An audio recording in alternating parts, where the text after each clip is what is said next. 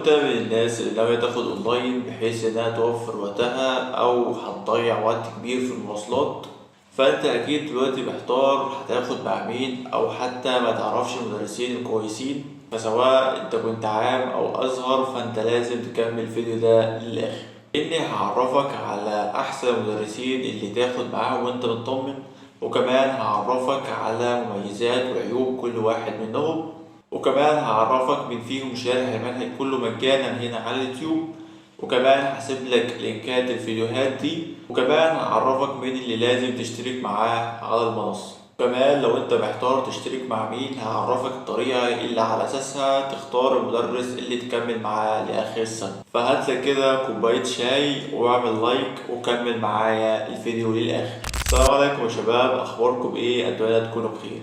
معاكم اخوكم دكتور عمر صبري حسان، طالب في كلية الطب. مكملين مع بعض في فيديوهات دفعة 2025، فيديو جديد من اهم الفيديوهات، فيلا بسم الله. الفيديو هيكون عبارة عن ترشيحات زمايلكم اوائل الدفعات اللي فاتت سواء من الازهر او العام، وكمان عبارة عن وجهة نظري انا شخصيا بما اني مريت بنفس التجربة دي. اول حاجة هنبدأ بالمواد المشتركة بين العام والازهر، هي المواد العلمية. نبدأ بالأحياء، مادة من أكبر المواد في الناحيتين وفيها مدرسين كتير جدا، بس في كام واحد اللي ثابتين وجودهم في المادة، واللي أولهم طبعا دكتور أحمد الجوهري. يعتبر المعظم متفق عليه وعلى شرحه وعلى أسلوبه الكويس جدا، واللي أنا شخصيا كنت بسمع له بسبب طريقة شرحه وأسلوبه الكويس جدا، وكمان مادته العلمية مستواه العالي. وكمان ليه شرح مجاني، تقريبا المنهج كامل مجاني هنا على اليوتيوب. هسيب لك لينك بلاي ليست في الديسكريبشن. في برضه دكتور محمد ايمن من الناس الكويسه ومن الناس اللي سابت نجاح كبير، شارح برضه تقريبا المنهج كامل هنا على اليوتيوب. هسيب لك لينك بلاي ليست في الديسكريبشن. في دكتور هوبا، في مستر محمد صالح، في ناس كتير جدا كويسه، بس دول يعتبر من اشهر المدرسين او مدرسين عليهم كلام كتير الفترة الأخيرة. أنا هقول لك أسامي المدرسين وهل ليه شرح هنا مجانا على اليوتيوب ولا لأ، وهقول لك على الطريقة اللي نختار بيها المدرس اللي يناسبك كمان شوية أو بعد ما نذكر باقي المواد، فلازم تكمل معايا الفيديو للآخر. نيجي على الفيزياء واللي برضو فيها كذا حد مميز.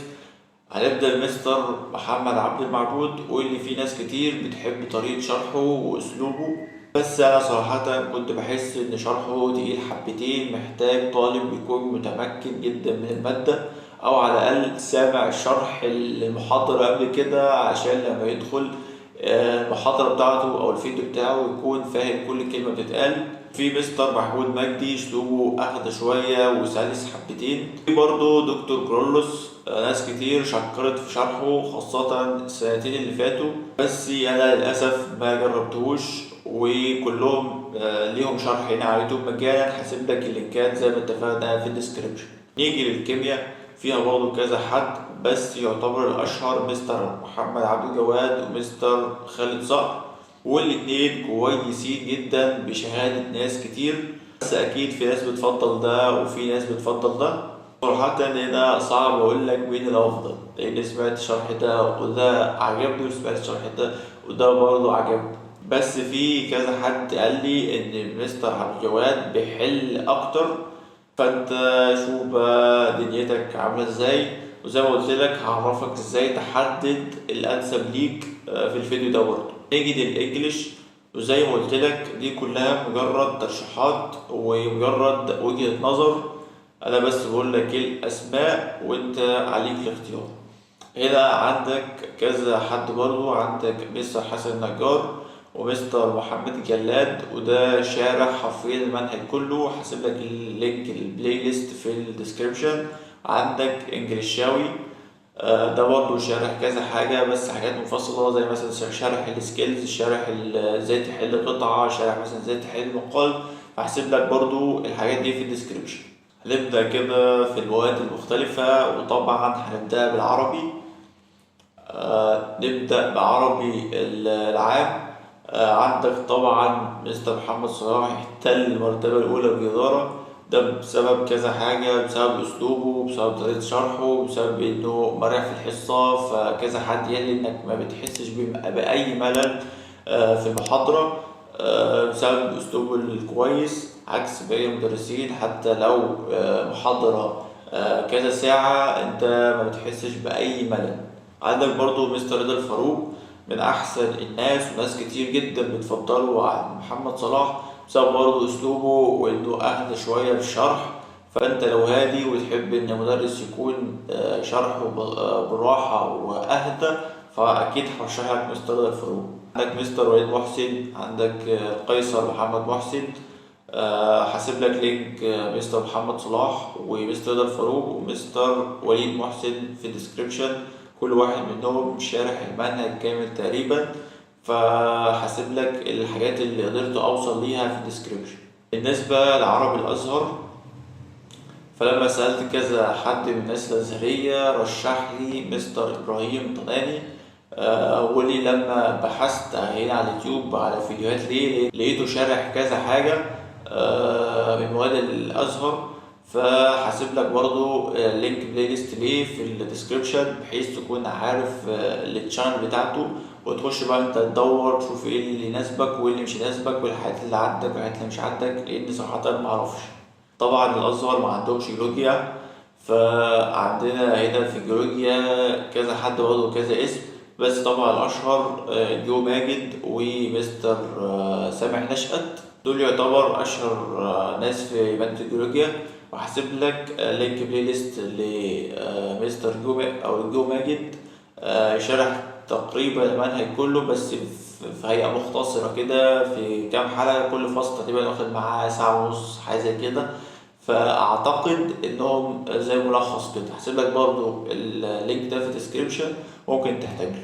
نيجي للشرعي، واللي معظم الناس أجمعت على مس جيهان سعد، واللي شكروا لي جدا في شرحها، واللي شرحها كويس، وكمان ليها فيديوهات هنا على اليوتيوب، ودي تقريبا برضو شغالة منصة. فهسيب لك اللينكات الشرح لليوتيوب في الديسكريبشن، وانت برضو خش كده ودور وشوف الوضع بالنسبة لك هيكون عامل ازاي، في شرح كامل ولا ناقص، شوف تفاصيل مقصة والحاجات دي كلها. بالنسبة للرياضة فقالولي على مستر اسمه سعد عبد الجواد، واللي برضه لما بحثت ليه شرح هنا على اليوتيوب وشغال برضه منصة.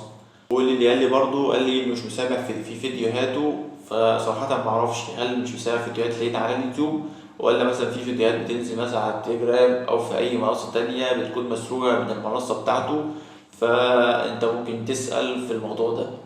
فبالنسبة لطلبة أزهر كده أنت عندك الشرعي مس جيهان، عندك الرياضة مستر سعد، عندك العربي طلاني. فانت كده انا هسيب لك لينكات للناس دي في الديسكريبشن، وانت خش عيش كده وشوف الوضع بالنسبة لك هيكون ماشي ازاي. نيجي لسؤال مهم اعتقد ممكن يكون بيدور في بالك لو مكمل معايا الفيديو لحد دلوقتي، هو ايه الفرق بين الشرح المجاني اللي هنا على اليوتيوب والشرح اللي بيكون على المنصة؟ هقول لك ان معظم الشرح اللي بيكون هنا على اليوتيوب شرح قديم. نادر جدا لما تلاقي مدرس شرح مثلا شرح 2024 موجود هنا على اليوتيوب. معظم الشرح هتلاقيه 2021 2022 2023. يعني هتلاقي مثلا شرح عبد المعبود من 2021، شرح مثلا رضا الفاروق مثلا هتلاقيه من 2022. هتلاقي مثلا عندك شرح 2023 زي مثلا الجوهري ومستر محمود مجدي. اعتقد بس دكتور محمد ايمن هو اللي شرحه بس 2024 واللي يعتبر شرح جديد.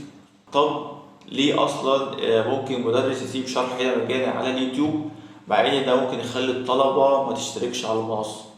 هقول لك انا شايف ان الموضوع ده ليه تفسيرين، وهو انه مثلا ممكن ده المستر او اللي شارح هنا على اليوتيوب شايف ان ده ماركت ليه، انك مثلا لما تخش على اليوتيوب هنا تسمع اي فيديو او شرح لاي حاجة فيعجبك الشرح، فانت تتجه انك تشترك في المنصة، فبيكون نظام ماركت.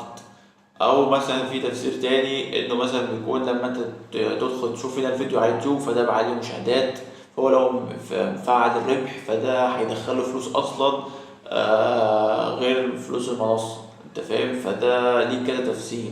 او هو بقى مثلا بتفسير تالت خالص ان هو مثلا سايب الشرح ده مجاني كصدقة على اي حد من اهله مثلا متوفي، او صدقة ليه هو شخصيا.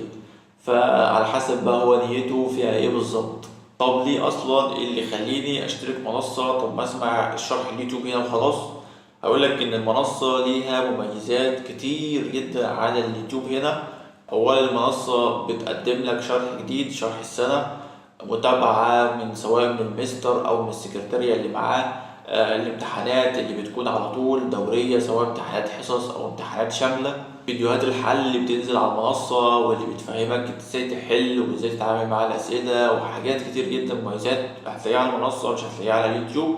فانت لو مستغني عن كل المميزات دي، او انت لو متابع مع مستر بره او مستر سنتر هيوفر لك المميزات دي، فانت مش مستاهل انك تشترك في المنصة، تكتفي عادي جدا بشرح اليوتيوب الموجود هنا. نيجي بقى للسؤال الأهم، وهو إنك إزاي تختار المدرس اللي تشترك معاه، أو المدرس الأكتر مناسب لطريقتك أو مناسب لأسلوبك، أو إزاي تختار مدرس يكون أو إزاي تختار مدرس يكون مناسب ليك وتكون مرتاح معاه. هنا هقول لك إن الطريقة بسيطة جدا، هو إنك هتعمل مقارنة بين المدرسين مثلا اللي أنت محتار بينهم. مثلا أنت عندك مدرس سين ومدرس صاد، فانت هتبدا تسمع فيديو للمدرس سين مثلا، وليكن مثلا انت محتار هتشترك فيزياء، مثلا عندك الفيزياء عبد المعبود او محمود مجدي، فانت هتبدا تسمع فيديو شرح لمستر عبد المعبود وفيديو شرح لمستر محمود مجدي، وهتبدا تقارن بين الاسلوب ده واسلوب ده، طريقه شرح ده وطريقه شرح ده، المميزات اللي بيقدمها ده والمميزات اللي بيقدمها ده، مين اسلوبه سهل بالنسبه لك، مين طريقته انت بتفهم بيها اكتر، مين قدر يوصل لك المعلومة بشكل أسرع وأنت طالع فاهم الدرس كله من الفيديو بتاعه. هتبدأ تقارن كده بالراحة بين ده وده، مجرد فيديو بس تشوف مين اللي بالنسبة لك هيكون أفضل من وجهة نظرك أنت. وفي الآخر أصلا كده كده المعلومة واحدة، نفس المعلومة اللي هيديها لك ده هيديها لك ده، بس الفكرة في طريقة شرح واسلوب اللي بيوصل بيه المدرس المعلومه، ده اللي بيختلف مدرس من مدرس. انت ما تعتمدش على ترشيح اي حد مهما كان انك بتثق فيه.